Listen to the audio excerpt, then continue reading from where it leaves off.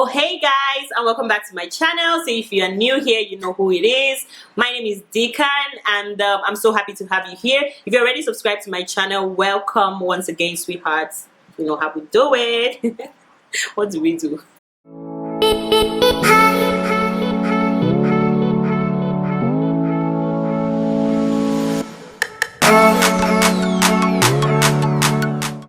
Anyways, you guys, so it has been a hot minute and I am sorry. I'm sorry. So I have been so occupied. I have not really had time to do like sit down videos or post videos for the weekend, and I am so sorry. I'm going to improve on that, but at least give me some credit. I've been posting beauty videos, so you know, I try. But anyway, so yeah, you guys, I'm just so excited today. If you see me being all hyped and all that, it's just because I'm so excited. You people that subscribe to me, I have a whole bunch of people subscribed to this YouTube family. Oh my god, it's mind-blowing. Like, I'm so happy. I'm so happy. Thank you so much for subscribing to me. I marked 10K a few days ago and I cannot wait for the next milestone. I am so happy at the growth. But yeah, let me not ramble too much, but I do appreciate you guys. I do not take this for granted at all. Thank you so much. So I came back with another story time for you guys today. It's been a while, and I was just laying in bed the other day and I remembered this very funny story. Things. I remember things. I laid down, I thought about my life, and I remembered things to gist you guys. Let's jump right into it. So in today's video, I'm going to be telling you guys a story on how I was bullied into shrinking my breasts, my boobies. Have you heard that kind of stuff before? I think not, but then, yeah, things have really happened to me in this life. So it dates back to when I was in secondary school. I had gone to the first girls' school. That was my JS1. I went to one girls' school, and then for my JS2, my mom withdrew me from the school and took me to a mixed school. So in the girls' school, I didn't really have problems with how I looked, how my body was, because we were all girls in the school. So everybody was growing like in your adolescent years where things are growing on your body and all that. It was happening to other girls too. So we're all growing up together. Nobody was really questioning anything. But then moving to a mixed school, and then in this mixed school, we're all kids at the time. I'm sorry if you guys hear like a sound is from the fan. The house is so hot and I can't cope. So moving from like a girls' school to like a mixed school, the transition was a little bit hard for me because like I said, we were all girls over there, and now I had to deal with boys as well and all that. So but then in my first school I was a boarder, but in this other school I was not in the boarding house, but then I was a day student. I was going to school from home every day. So now it was a huge shift for me from just being girls in the class to having boys in the class as well. And then my body was growing. Like, I grew up pretty fast. As at 9 years old, I had boobs already, and not like just tiny boobs. I had pronounced boobs. So it was like a little bit of a challenge for me growing up, right? Because the boobs I had, my mates did not have it. So now, and I was tall as well. I grew up pretty fast. Like, as at 11, 12, 13, I was fully ripe.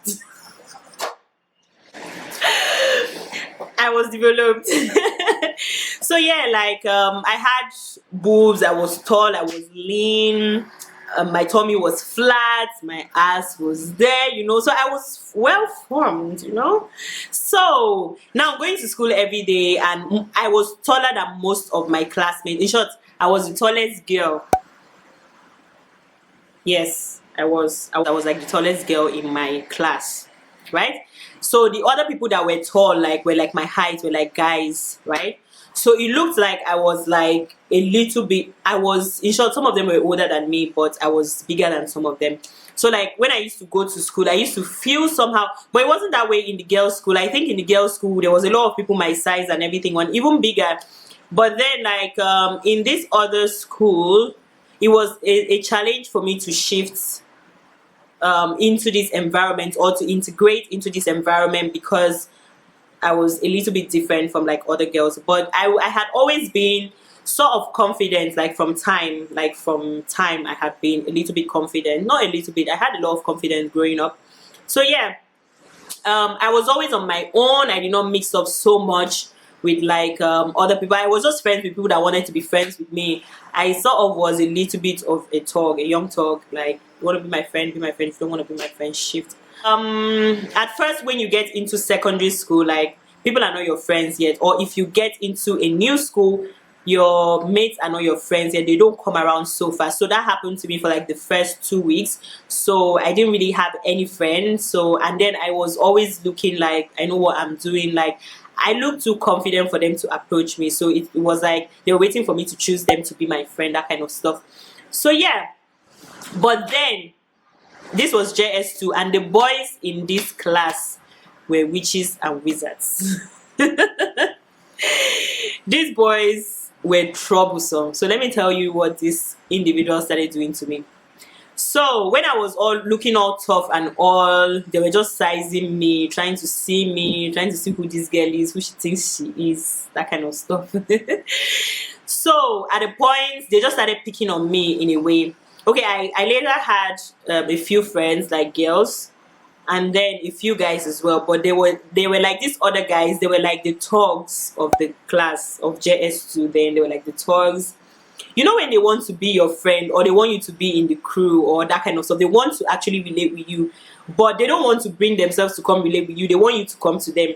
So I wasn't going to them at all. So they started picking on me when they see me. And some of these people, I was in the same primary school with. Like, some of these guys, I was in the same primary school with, but we were not in the same class then. But I could remember them from my primary school because this secondary school I was later transferred to was owned by the owners of my primary school. So yeah, so some people usually just transfer from my primary school to the secondary school, but I did not do that. I went to another school, then I came back. So yeah, so I knew some of them from there. So they have always known me to be a little bit mean, like I'm that girl that does not bend, you know, and all that. So they were trying to get me to come to them. They couldn't, so they started bullying me. It's funny how we are all friends now, but then they used to bully me. These people started picking on me, looking for things that would pain me, that would hurt me. They used to say things to hurt my feelings. I can't even remember some of them because I don't keep track of those kind of things, right? So, but the one that they did that entered me, the one they did that actually got to me was that one day, one morning, they used to call me names. They used to say I'm tall, I'm big and all that. I did not care at all. I cared small, but I did not care. But the one that they did that entered me, one day I came to school very early in the morning. So normally you get to class, you drop your bags, then you go to the, when it's time, when they ring the bell, you go for morning devotion. So I used to go to school early. So I went to school early this day, and then these guys were there. There were like 3 of them. It was like a group of like 7 to 8 guys, but then there was like 3 of them in school already on this day. So immediately they spotted me from the window. I don't know if these people planned me. They stood up. They're like, you know, the like when soldiers want to march, they just stood up, attention,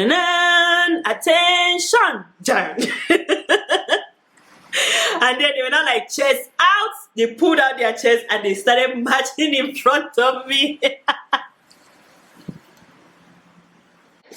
Okay, I'm so fun. Do you know what these guys were doing? They were trying to tell me that I had big boobs, like my boobs were too big. So they will put their chest up and they will be matching. So this thing started on that day. I looked at them. I was so angry. I wanted to beat somebody up. I was so angry, but I didn't know how I was going to attack the 3 of them. But if it was one person, I'm sure I would have fought that day. I just looked at them. I dropped my bag and then I left to the assembly ground.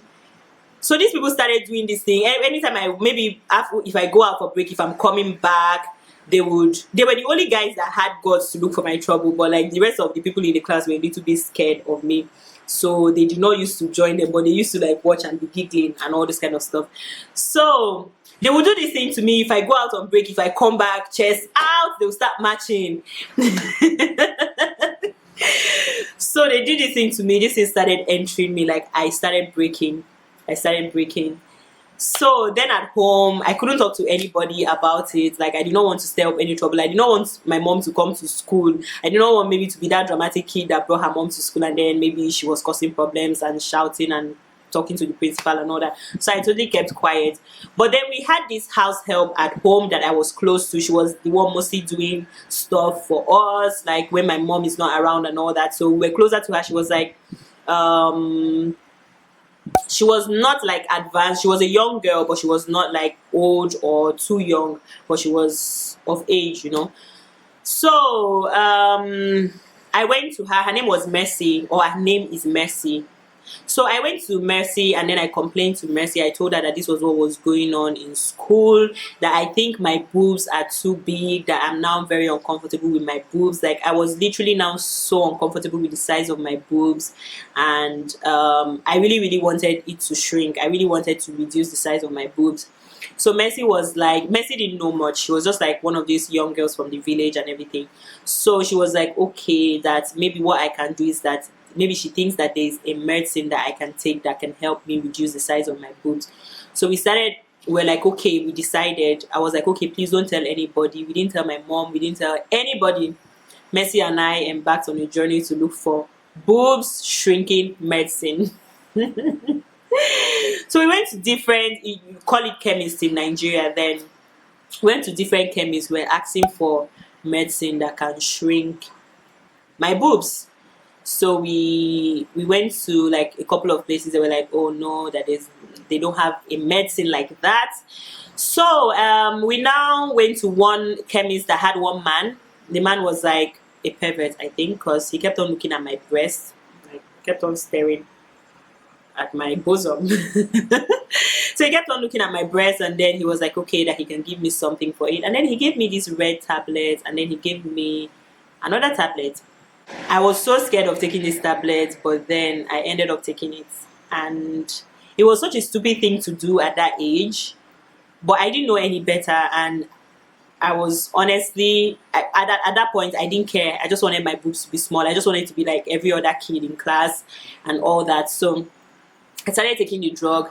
But luckily for me, a few months later, I realized, or I checked on the net, I don't know, something, I googled it, and then also, what did I google it, or someone found it and asked why I was taking this? I can't remember what happened, but I found out that the drug the man gave me was an antibiotic and a painkiller.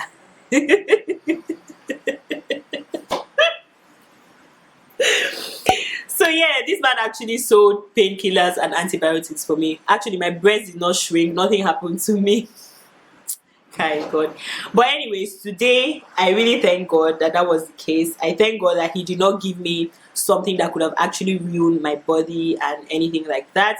And then it just goes back to the topic of not being able to confide in the people closest to you that are actually smart enough to know what to do. Imagine confiding in Mercy that did not know anything. Like both of us were ignorant, and then look at what she introduced me to. So it was like, or it's like a case of making sure that you're careful around your kids, or your kids are able to talk to you or something, that they don't fall into these kind of things, you know. Or I don't know, maybe if I could talk to my sisters, and then my sisters were like teenagers then, so they were like not really my friends and all that. They were growing up in their own pace, so they were not really friends with me. I was like a small girl to them, so we're not really mixing up. So if maybe I could talk to them at that point, maybe it could have been a different case. But in all, this was what happened to your girl when she was in JS. So I think JS 2, JS 3. Yeah, JS 2, JS 3. And yeah, that happened. And thank God I did not ruin my life. I did not ruin my body. I did not kill myself. And today I am thankful for the boobies that I have. So yeah, that's it for this story time. I don't know. At the end of the story, it's now getting a little bit emotional for me. I don't know why. Yeah. I want to ask if anyone has experienced anything like this, where you felt the pressure to change something about your body when you were younger, or maybe even now. You can drop a comment down below and let me know. And yeah, I hope you enjoyed my weird story. Thank you so much for watching. If you're not subscribed to my channel, make sure that you subscribe. Please do. And I will see you in my next video. Mwah!